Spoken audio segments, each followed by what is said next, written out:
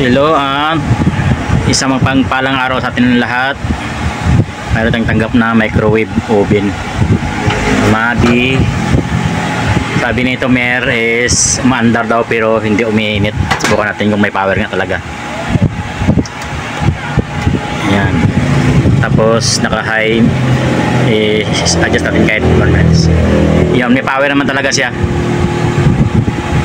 Yan. Subukan natin kung yan, umiikot naman sa loob yun. Yan. Buksan natin kung umiinit. So, hindi nga umiinit. Ang problema nito ay may power, ayaw, hindi umiinit. Buksan ko lang muna kung ano ang magiging sira nito. Ito na po ang kanyang laman. Ito yung magnetron, transformer, at saka may fuse dito. May fuse din dito. Ito yung magnetic switch siya. At saka yung ilaw.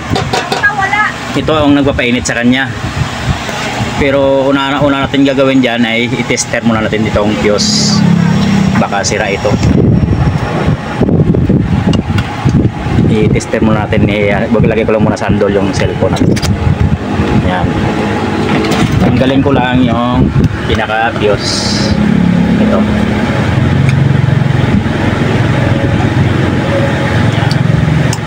Sumpitin na natin paakyat sa taas para matanggal. Ito yung long nose gamit natin. Yan, tanggal. Medyo matigas-tigas talaga ito. Pero ano natin, yan, tanggal na. Tapos i-tester natin yung continuity ng fuse natin kung mayroong okay pa siya. Buzzer. Yan. Yan.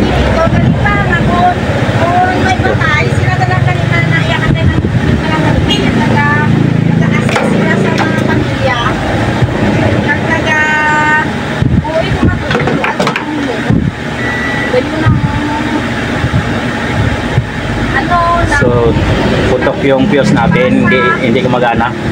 Walang continuity yung fuse. So, bago natin lagyan ulit ng fuse niyan, i-tester muna natin yung magnetron natin. Baka sira yung magnetron. Kasi hindi naman puputok yung fuse kung walang sira na iba.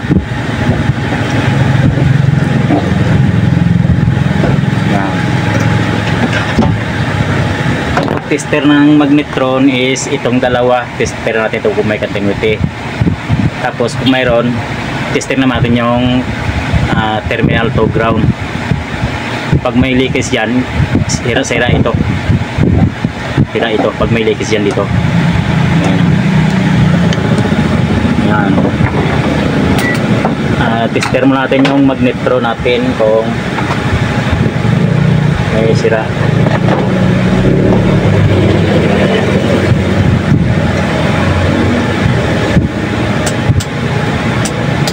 Yan. So ganito ang pag-tester nya, no. I-rinse natin siya times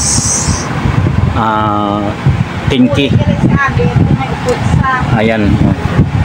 Wala siya. Kabila wala rin. So ibig sabihin buo yung magnetron natin. Buo yung magnetron natin yan, no. Buo. Dito walang leakage. Yan, walang leakage. Ang sira lang talaga natin siguro is ang fuse. Yung fuse lang yung sira natin. So tester mo natin ito. Okay naman yung pinaka starting capacitor nya. Ito lang baka buksan natin tong fuse to. Buksan natin yung pinaka fuse.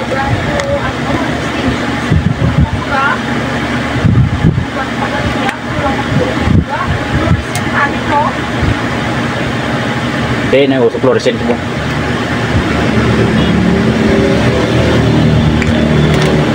Yan. So itong pinaka spring nya natanggal. Yan o, yung pinaka fuse nya. Ito yung pinaka fuse nya. Hilain mo lang yan tapos ilagay doon sa kabila. ito. Hinihila lang yan tapos lalagay dito. Sige, tatanggal din talaga minsan to eh. Yan. Hanap lang muna ako ng medyo malinaw-linaw na pang tingin. Ang tingin. Yan.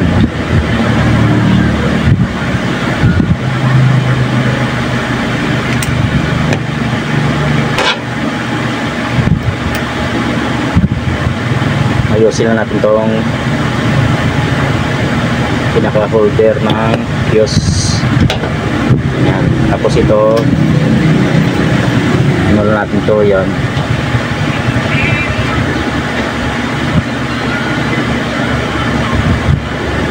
Yan, ganyan siya.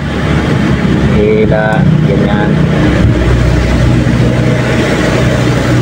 Yan, sabay baon. Yan, ganyan yung kinalabasan niya. Ganyan yung kinalabasan niya sa loob yun. Oh. Yan. Yung pinaka-fuse niya, parang spring na nilagay nila.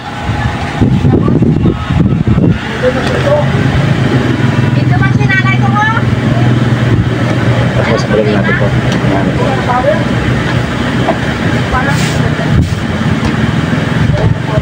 Yan. Tapos balik lang natin ito ulit. Saka subukan kung okay na siya.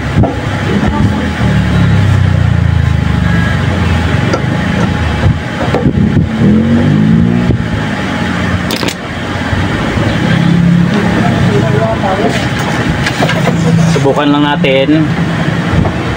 Subukan natin i-plug in sa 220.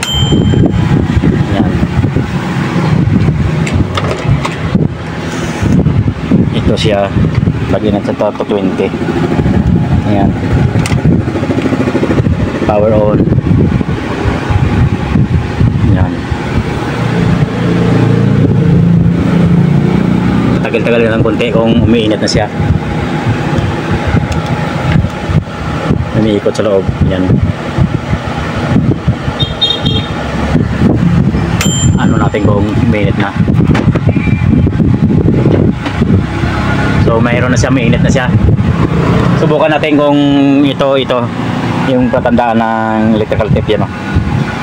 Kapag nag-iiba yung posisyon yan, ibig sabihin umiinit na siya, pahabaan natin yan. Yan. Power on. Yan. Naka-high yan, naka-high. Naka-high setting yan.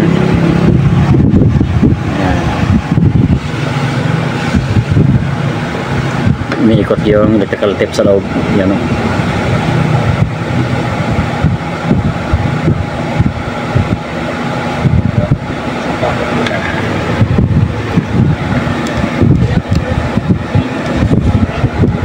So buksan natin.